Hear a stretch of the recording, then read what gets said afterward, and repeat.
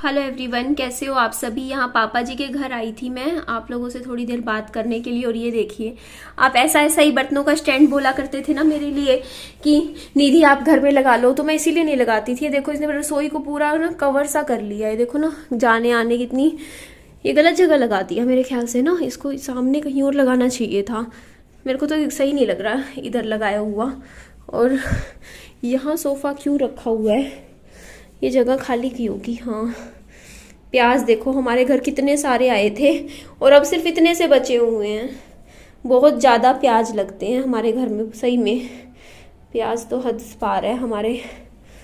तो ये टीवी हुआ करता था हमारे पहले, बताया था ना आपको। अभी ये एलईडी तो अब आई थी हमारे, जब मैं कमाने नहीं लगी थी तब मैंने खरीदी थी, वरना ये वाले टीवी हम यूज़ करते थे। इससे पहले हमने कभी इतना ना इन चीज़ों में कभी इतना पैसा नहीं लगाया, क्योंकि हमारे घर में टीवी देखता ही नहीं था कोई भी। तो ये भी पहले का रखा हुआ था, सैनसुई का था। वैसे ये देखोगे आप, ये देखो सैनसुई ब्रांड है, ब्रांड तो अच्छा था ये। और वो वाला था स्पीकर वाला बढ़िया टीवी, बट पता नहीं अब चलता भी है नहीं। अब तो कोई यूज़ ही नहीं करता इस तरीके के टीवी ना। मैं आपके साथ अभी कुछ स्क्रीनशॉट शेयर कर रही हूँ, उसे आप बिना स्किप करे आराम से थोड़ा तसल्ली से देख लीजिएगा, फिर मैं बात करती हूँ आपसे। मैं ये मैसेज आपको पढ़ के बता रही हूँ। ये मैंने देखिए, मैं एक विडो हूँ, मेरा बेटा है 45 दिन का था जब लास्ट ईयर जब मेरे हस्बैंड एक्सपायर हुए थे। मेरे सामने ऐसे ही आ गई थी आज आपकी भाभी की वीडियो। आज मेरा बेटा 10 मंथ का है। मैं इस जर्नी से गुजर चुकी हूँ। मैं आपकी भाभी की हालत को अच्छे से समझ सकती हूँ और उनकी हेल्प करना चाहती हूँ। आप मेरे ऊपर मेरे उनसे बात करवा देना अगर आपको ठीक लगे तो, क्योंकि मैं भी उनकी ही एज की हूँ और वो ही कंडीशन है मेरी भी। मुझे आपसे किसी भी तरह का चैनल रिलेटेड बेनिफिट नहीं चाहिए। मेरा चैनल पहले से बहुत अच्छा ग्रो किया हुआ है। मुझे आपकी भाभी का नेचर अच्छा लगा तो मैं उनकी एक फ्रेंड की तरह उनकी हेल्प करना चाहूँगी। मैं किसी भी यूट्यूबर से ज़्यादा बात करती नहीं हूँ, क्योंकि वो 1 मिनट लगाते हैं इमेज ख़राब करने में।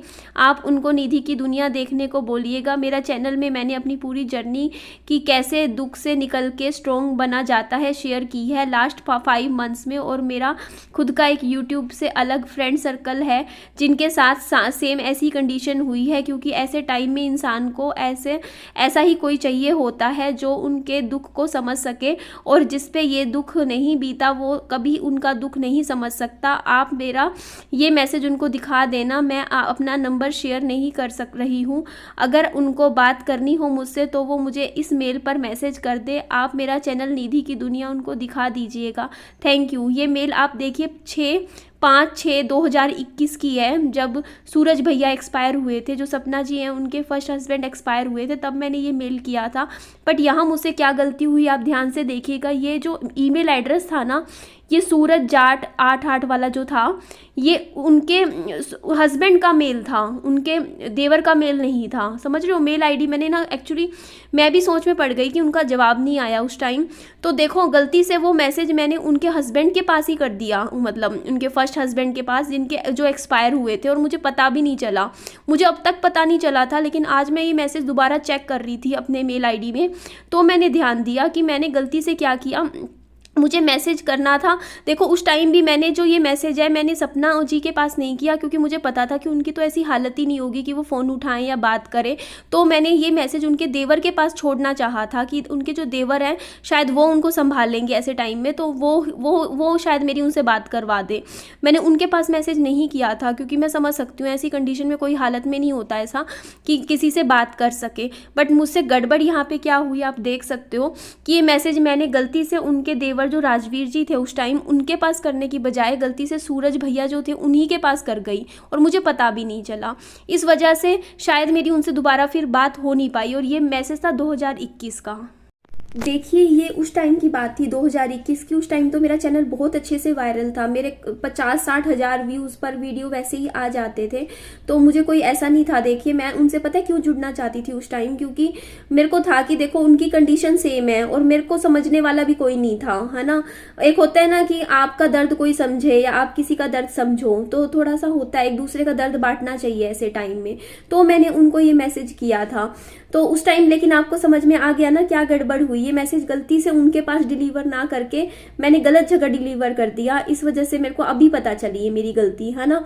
और ये मैसेज देखिए, ये मैंने कभी जिंदगी में नहीं सोचा था कि चलो ये 2021 में ये चीज हुई, उसके बाद देख लिया चलो उनकी शादी हो गई, मतलब सब कुछ अच्छा चल रहा था।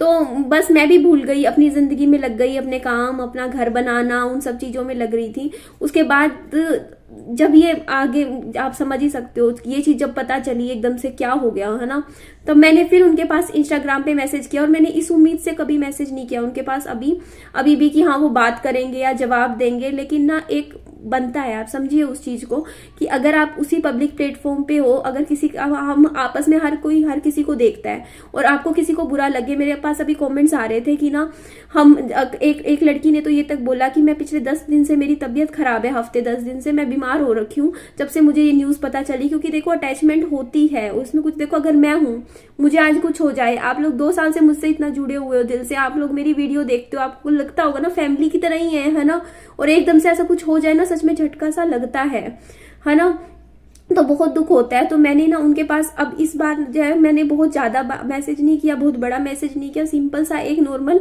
टेक्स्ट किया था। ये मैं आपको मैसेज दिखा रही हूँ, मैंने बस उनको इतना ही छोटा सा मैसेज किया था कि मुझे बहुत ज़्यादा दुख है। उन्होंने मेरे पास फ़ोन किया तो मुझे पता चला आप बहुत स्ट्रॉन्ग हो, आपको अब सिर्फ अपनी बेटियों के बारे में सोचना है। God bless you.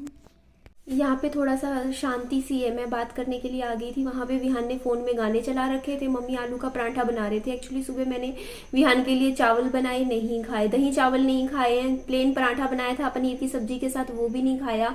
बट आलू का मेरे एक्चुअली क्या है ना, विहान की ना स्टार्टिंग से एक हैबिट बन गई है, सब्जियां नहीं खाता, बिल्कुल भी नहीं मुंह लगाएगा। मीन्स आप दाल बना लो, बेशक चाहे सूखी सब्जी ले लो, वो नहीं खाएगा, उसको सिर्फ पराठा चाहिए, वो भी दही के साथ बस।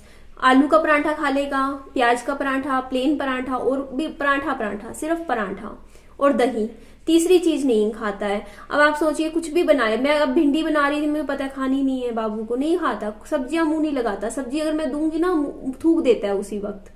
बस थोड़ा सा दूध पी लेगा, रात को जूस पी लेगा थोड़ा सा, मैं इतना सा दे देती हूँ, ठीक है। बाकी पराठा दिन में मतलब पूरे दिन में थोड़ा सा पराठा।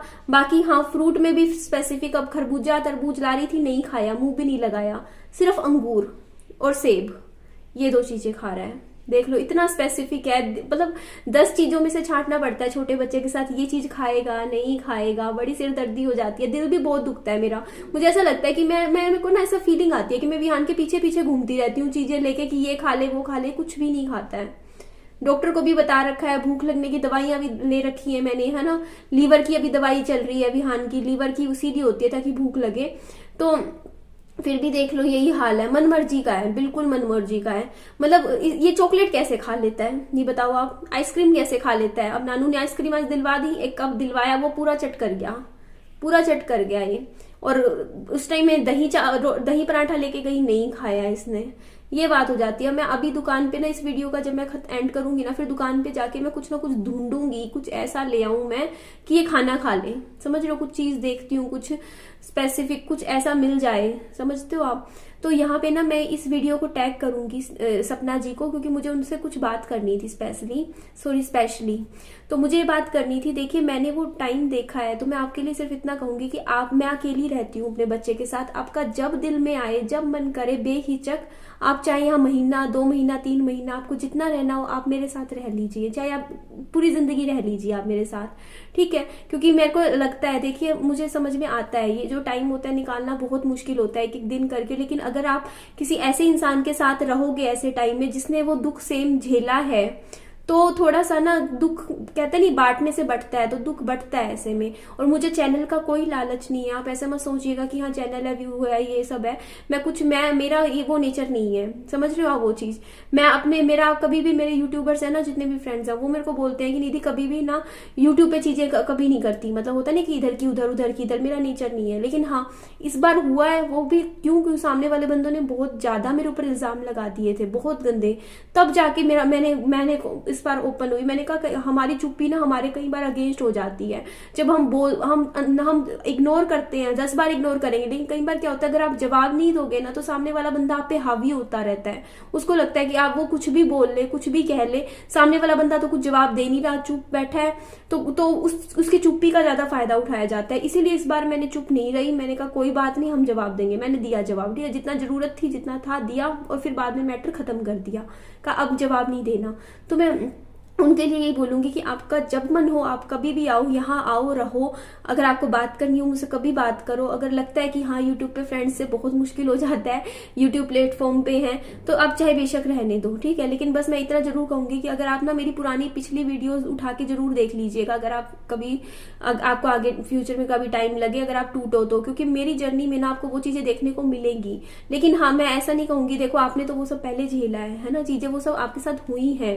लेकिन मेरे को जहां तक लगता है ना, मैं अपनी ऑडियंस को बोलना चाहूंगी कि इस बार वो टूटी है ना, उनके लिए बहुत मुश्किल है। क्योंकि लास्ट टाइम जो उन्होंने खोया था ना, उन्होंने सिर्फ अपना पति खोया था, लेकिन इस बार उन्होंने अपना प्यार खोया है। सिर्फ पति नहीं खोया, अपना प्यार खोया है। और वो दर्द बहुत बड़ा होता है, क्योंकि उनका अटैचमेंट ना राजवीर भैया से अलग ही था। इतना अटैचमेंट उनका सूरज भैया से नहीं था जितना इनसे था। अलग ही लगाव था जो दिखता था, वीडियोस में दिखता था। इनसे ये सच में बहुत प्यार करती थी, बहुत ज्यादा अटैचमेंट थी इनकी, बहुत ज्यादा। तो वो जो कहते हैं ना, जितना लगाव वो उतना ही दर्द मिलता है। अटैचमेंट बहुत थी इनकी, और ये इस दुख से उभरने में तो पता नहीं कितना साल, 2 साल, 4 साल, 5 साल, पूरी जिंदगी ये दुख बहुत ही मतलब ये होता है। बस इंसान को क्या होता है, बस आखिरी में जाके सब्र करना पड़ता है कि हाँ सब्र कर रहे हैं और क्या करें, है ना। यही होता है जिंदगी, बस चलते रहो, अपने काम करते रहो, और बस अपने माइंड को थोड़ा स्ट्रोंग बना के चलो। टाइम लगता है, एक दिन में नहीं होता, एक महीने में नहीं होता। मुझे भी बहुत टाइम लगा यहाँ तक आने में, है ना। 3 साल हो जाएंगे मेरे हस्बैंड को एक्सपायर हुए, तो वो वहां से यहाँ तक आना आसान नहीं था। बट कर रहे हैं, अपने ऊपर काम करते रहते हैं। बस आपको यही बोलूंगी कि अभी तो आप ऐसी हालत में नहीं हो, कल को आप थोड़ा ठीक फील करो तो आप ना अच्छी अच्छी किताबें मैं आपको सजेस्ट कर दूंगी। मेरे पास काफी सारी रखी हुई हैं, आप वो पढ़िएगा। थोड़ा थोड़ा टाइम लगे ना आपको, लोगों से जुड़ने की बजाय किताबों से जुड़ना, क्योंकि लोगों से जुड़ोगे तो तकलीफ के सिवा कुछ नहीं मिलता। आप किताबों से जुड़ना, अच्छी अच्छी बुक्स पढ़ना, और इसके अलावा थोड़ा सा अपना मोटिवेशनल चीजें देखना यूट्यूब पे, है ना, उनको देखना, उनको सुनना, उससे बहुत सुकून मिलेगा बजाय उसके। समझ रहे हो आप वो चीज। क्योंकि बस इतना बोलूंगी कि आपके लिए आज के टाइम में ऐसा है कि 1 डे एट ए टाइम बिताना अपनी जिंदगी। आज का दिन बस निकाल लो, बस किसी तरीके से ये सोचो बस ये 24 घंटे निकल जाए। मुझे पता है कैसा फील होता है, पूरी दुनिया ऐसा लगता है कि चल रही है, बस हम रुक गए हैं, हम रुक जाते हैं, जैसे टाइम हमारे लिए रुक गया है, सिर्फ बाकी सबके लिए चल रहा है आसपास। मुझे पता है, मैं मेरे ख्याल से मेरे हस्बैंड की डेथ के ना करीबन 4 साढ़े 4 महीने बाद पहली बार घर से बाहर निकली थी। सोच के देखो, 4.5 महीने बाद मैं ऐसी हालत में नहीं थी कि मैं घर से बाहर भी निकल के खड़ी हो सकूं। पहली बार दुकान पे गई थी ना, जब मैं चारों तरफ देख रही थी, मुझे ऐसा लग रहा था सब कुछ बदला बदला फील हो रहा था, सब कुछ। क्योंकि मेरी कंडीशन स्टार्टिंग के 4 महीने 3-4-5 महीने ऐसी थी, हस्बैंड की डेथ के बाद मैं बेड पे लेटी रहती थी, रोती रहती थी, और बाथरूम के लिए भी नहीं उठ पाती थी। मेरी हालत ऐसी थी, अगर मुझे बाथरूम भी जाना है ना तो वो भी मैं सुबह की लेटी हुई मैं शाम को जा रही हूँ। सोच के देखो, मेरी खड़ी होने की हिम्मत नहीं है शरीर में, ऐसी हालत थी मेरी। बट उसके बाद मैं धीरे धीरे हिम्मत करके थोड़ा थोड़ा खड़ी हुई। मुझे पता है वो टाइम मेरे लिए बहुत बड़ी बात थी, जब मैं पहली बार अपने घर से बाहर निकल के दुकान से मैं कुछ चीज लेकर आई थी, शैम्पू, कंडीशनर वगैरह, खुद जाके। मुझे ऐसा लग रहा था कि मैंने बहुत बड़ा काम किया है, बहुत बड़ा सब कुछ। फिर धीरे धीरे छोटा छोटा स्टेप लिया, थोड़ा सा बाहर निकली, थोड़ा और बाहर निकली, और अब आप मुझे देखते हो। मेरे लिए मेरे को निकलना, मेरे को आदत ही नहीं थी निकलने की। सच कहूं, मेरा ना ससुराल में क्या था कि घर से बाहर निकलते कहाँ थे, मैं 6-6 महीने में एक बार घर से बाहर निकलती थी। मेरा ऐसे था, नौकरी करती थी तब जाती थी, अदरवाइज जैसे कोई काम हो तो जाओ, अदरवाइज घर पे। मतलब मेरा ऐसे था, वहां पे बिना वजह बाहर नहीं निकलना होता था। तो मेरे को कई महीने तो बाहर की दुनिया देखी हो जाता था, और एकदम से आपको फिर वो चीजें बहुत अटपटी सी लगती है ना। जब आप 20 दिन में एक बार घर से बाहर निकलते हो, और उसके बाद आपको सारे काम खुद करने हैं, अब तो घर से बाहर भी निकलना है। और आप मेरी वीडियोस उठा के देखना शुरू से अब एक तक की 2 साल 3 महीने में कितने कितने काम मैंने खुद करवाए हैं, कभी टाइल का, कभी कुछ कभी कुछ। अब तो होगी, आदत सी हो जाती है, पर स्टार्टिंग में नहीं होती। अब तो हिम्मत इतनी है, यहाँ से यहाँ से वहां कहीं घुमा लो मुझे, है ना। और उस टाइम क्या हालत थी मेरी। तो टाइम लगता है, थोड़ा थोड़ा टाइम लगता है इन चीजों में। अगर आपको लगता है कि आप खुद से निकल सकते हो इन चीजों से, देखो मैं ही नहीं कहूंगी निकलना नहीं होता। अभी तो ये है कि इस दुख को सहना है, पहले सहन करना है, पहले उस दर्द से, देखो दर्द से बाहर निकलने के लिए उस दर्द से गुजरना ही पड़ता है, यही सोल्यूशन होता है। तो इस दर्द को फेस करना पड़ेगा, रोना भी पड़ेगा, दर्द भी होगा, तबीयत भी खराब होगी, ऐसे ऐसे करके एक एक दिन करके जैसे टाइम पीछे जाएगा उस तरीके से आपको जीने की थोड़ी सी आदत हो जाएगी, जीना पड़ेगा। और क्या करें, अपने बच्चों का कौन है, माँ के सिवा कोई नहीं होता, ठीक है। बच्चे तो आप ही की है ना, बच्चे का सहारा तो अब आपको ही बनना पड़ेगा, तो उसके उनके लिए तो खड़ा होना भी पड़ेगा, कमाना भी पड़ेगा, सारे काम आप ही को करने हैं आगे के लिए। तो इसीलिए कहूंगी कि अभी आपकी हालत ठीक नहीं होगी, लेकिन अगर आपको जरूरत पड़े एक सपोर्ट की, एक दोस्त की, एक फ्रेंड की, कि हाँ आप अकेले उस दर्द को नहीं सहन कर पा रहे हो, तो I am always there for you. आप कभी भी, आप चाहे मुझसे इंस्टा पे बात कर सकते हो या फोन पे बात कर सकते हो, चाहे मेरे घर आके मेरे यहाँ बात कर सकते हो। बट वो है कि मेरे साथ ऐसा है कि मेरे लिए, देखो हो सकता है आपके लिए भी वही चीज हो ना, एक लेडीज के लिए हो जाता है, अपना घर छोड़ना बहुत मुश्किल हो जाता है। और मैं घर से कभी बाहर इतना निकली नहीं हूँ, आप देखोगे 2.5 साल हो गए, लोगों को भी पता है मैं हिसार से बाहर भी कितना निकली हूँ, मैं कहीं जाती नहीं हूँ, है ना। तो बस मेरे लिए ना, मैं अनजान शहरों में जा नहीं पाती हूँ, मतलब आप समझ जाओ, अकेले बच्चे को लेके कहाँ जाऊँ मैं अनजान शहरों में, है ना। मुझे पता नहीं कहीं का भी, मैं दूर दूर कहीं नहीं निकलती, अपना यही घर में ही रहती हूँ। अगर आप आ सकते हो तो आप आ जाइएगा, या कभी टाइम ऐसा बना, कभी कंडीशन, तो हो सकता है कभी बाहर मिलना हो ही जाए, है ना। तो ठीक है जी, चलिए इस वीडियो का मैं एंड कर देती हूँ। मेरी वीडियो अच्छी लगे तो लाइक कीजिएगा, चैनल को सब्सक्राइब, और दोस्तों मेरे फ्रेंड्स में शेयर कीजिएगा। अपना खूब सारा ध्यान भी रखिएगा। Bye bye, take care.